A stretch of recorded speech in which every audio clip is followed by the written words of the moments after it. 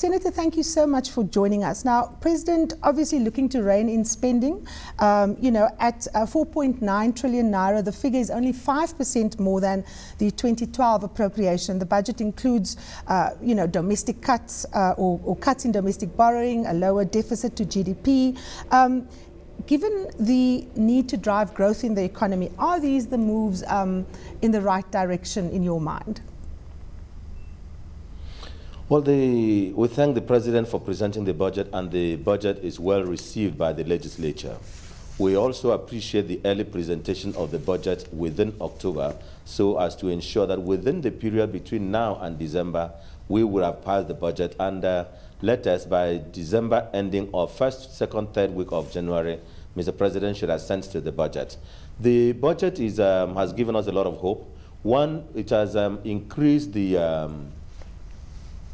the capital expenditure, the amount of money to be spent on capital by about 5–10%, because I think it's increased from 28% to about 30%. But that is still not acceptable to us, because we are trying to do as much as possible to reduce recurrent expenditure and create capital and increase capital expenditure. Mm-hmm. We also appreciate one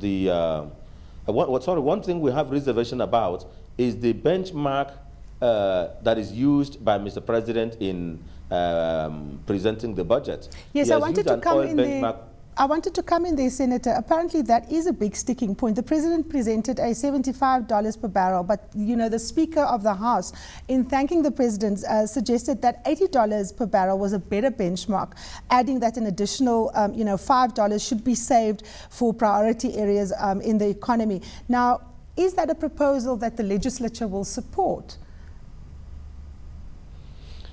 Now, the law in Nigeria provides what we have, what we call the medium-term expenditure framework under the Fiscal Responsibility Act. And under the Fiscal Responsibility Act, the National Assembly ought to have passed and agreed on the budget benchmark price of oil, which is what the President ought to have used in presenting the budget. But Mr. President had proposed $75 per barrel in his forwarding of the medium-term expenditure framework to the National Assembly. And it is only that the National Assembly, in the Senate and the House, did not agree. But just yesterday, the House agreed on an $80 per barrel benchmark of oil. The Senate, that is the House of Representatives, I beg your pardon, the Senate will on Tuesday next week, all things being equal, consider the medium-term expenditure framework and pass it.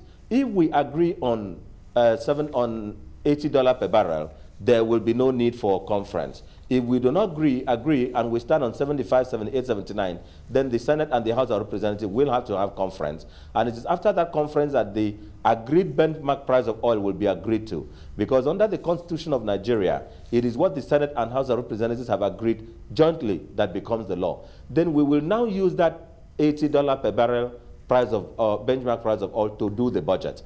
I am personally not even agreed to the benchmark matter, because although it makes wise economic sense, but in Nigeria, under the Appropriation Act, it is provided that the Accountant General of the Federation and the Central Bank of Nigeria should make available to the legislature the amount released to each of the agencies. And there should be a special account that is kept in the Central Bank of Nigeria showing the difference between the benchmark price of oil Senator and the amount Enang, that we've sold in excess, but it has not been provided to us. I have to interrupt you there. I'm so sorry, we've run out of time. Thank you so much. That was Senator Ita Enang speaking to us on the reaction to President Goodluck Jonathan's budget.